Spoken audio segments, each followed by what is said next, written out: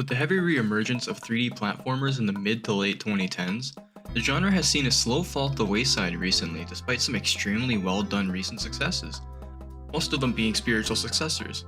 And while some found moderate success, there was still a want for more. Other indie developers took note and created some successful platformers themselves. And while my experiences with these games were nothing short of fun romps through nice worlds, which I enjoyed ever so much, nothing really took hold of me, like my short time in Ruffy and the Riverside. Developed by Zocrates Laboratories and published by Fifen Games, Ruffy and the Riverside is an action-adventure game where you play as the titular Ruffy.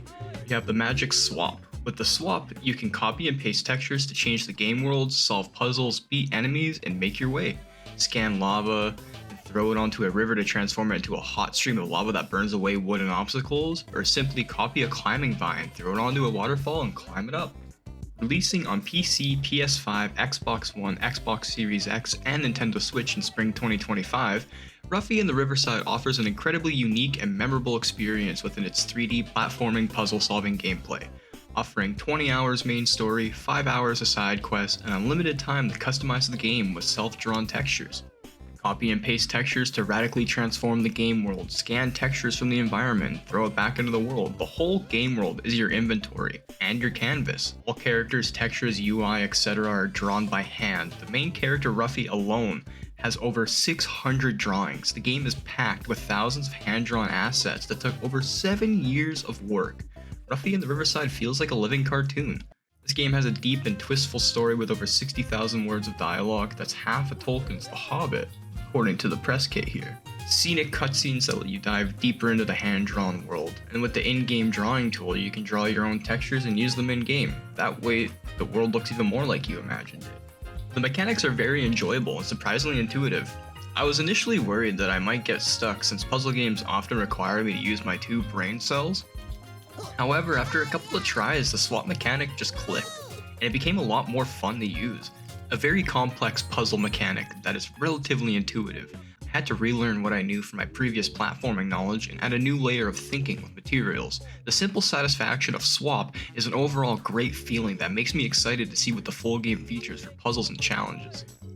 Platforming is rather simple, this being a demo I'm playing after all. Ruffy is able to hover using his bee friend Pip. This allows for the clearing of long gaps, rooftop heights, and other various precarious leaps and bounds. With this swap feature, you're able to help create platforms for yourself by turning stone crates into wood and bashing them with the old 1-2 punch. Outside the box thinking is now required. It's incredibly simple, yet requires thought, but just enough that if I can do it, so can you. It feels more inclined with a Rareware platformer more than a Nintendo platformer, but the influences are clearly from every platformer that came before it, and it shows in such a labor of love that it oozes charm through gameplay and visuals alone. One feature I didn't get much hands on the current time of writing was the drawing mechanic. This is something I'd like to focus on in my full release review, as I feel it'll be more fleshed out, and I really wasn't actually able to get into it. I have nothing but love for the look of this game. The visual style is truly outstanding. Being hand-drawn too is just insane. Over 7 years of drawing and working on the designs puts this game in line with the revival of the 3D platform era as well. I'm a huge fan of the designs of every character so far I've seen. There's so many styles blending together and meshing so well that it almost adds like a collage charm. Very complimentary design choice in so many aspects. The 3D world and enemies help differentiate friend from foe. The environments look incredible, and I can genuinely find myself throwing the game on in the background just to explore the world and appreciate its fine-tuned, hand-drawn, intimate details. I love the vibe of a Paper Mario-esque 3D platformer, and this game not only delivers, but it separates itself from simply being a sincere form of flattery. I cannot state how much I love the style. It's so quirky and cute that when paired with its audio, it delivers something I haven't really felt with the late resurgence of platformers. This is more akin to my first time playing those original platformers and even games like Toe Jam and Earl. I just want to let this song play, because just how can you not groove out to this? The soundtrack and design are excellent. There are lots of characters to meet and talk to, each giving off a fun little voice line that feels so in line for what I believe their characters would sound like. It's an incredible time getting to just sit and chat with the great Sir Edler, Jobu, even Pix. Running, jumping, and punching give off some silly Ruffy lines that make him a little whimsical guy, and I love him for that. He's just a funny little bear. Going back to the soundtrack though, each area has a different soundscape and background OST. The few songs I was fortunate enough to hear will definitely be part of my listening playlists for work, as it gives me the same vibe as a Jet Set Radio song or even Hotline Miami somehow. It just freaking rocks, and I can't wait to listen to the whole thing with the full release. Overall, Ruffy and the Riverside has been able to accomplish what I believe its spiritual successor brethren have been unable to. The hand-drawn look gives it such a feeling of whimsy and fun that is accessible for everyone and delivers with excellent gameplay that is able to keep even some hardcore gamers hooked. While the core gameplay is accessible for all ages and skill levels, there may be challenging puzzles and areas for more experienced players to find. No matter the age or skill, however, it delivers a memorable experience that again can only be replicated by playing one of the original platformers again for the first time, which is impossible.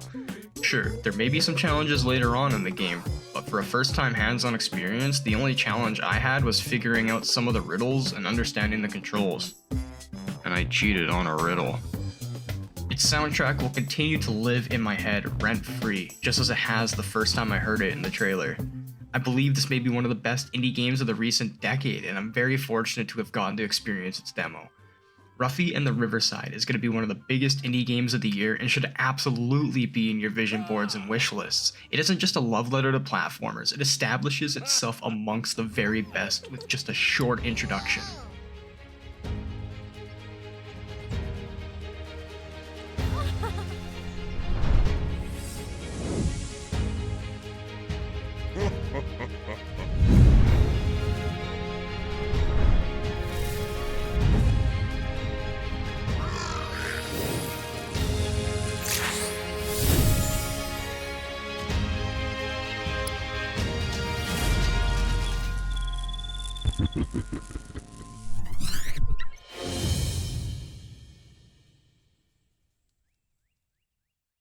If you have any indie games you would like to see me cover, please let me know.